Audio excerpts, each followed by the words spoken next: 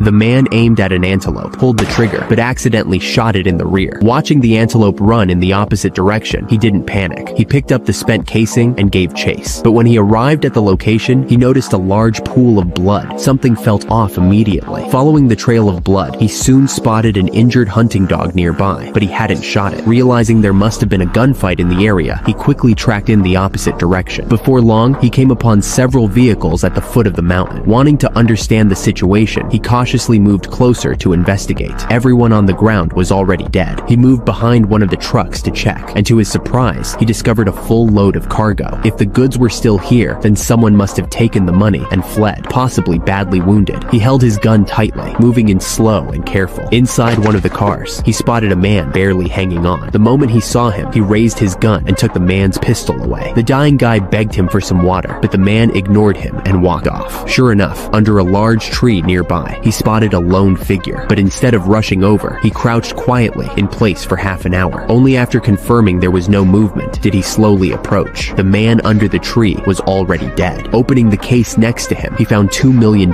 inside. He knew this money could bring serious trouble, but how could anyone walk away from cash in hand? He immediately picked up the case and left. That night, he couldn't sleep at all. To ease his conscience, he decided to bring the guy some water, but when he returned to the scene, the car window had been smashed and the man had already been shot dead. Clearly, someone had been there. He quickly hid behind a car, and within seconds, he saw a group of armed men coming down the hillside. They spotted him too and opened fire right away. The man sprinted through the darkness, but they caught up fast. A bullet slammed into his shoulder. He dove into the water, but the hunting dog jumped in right after him. He pulled out his pistol, calm as ever.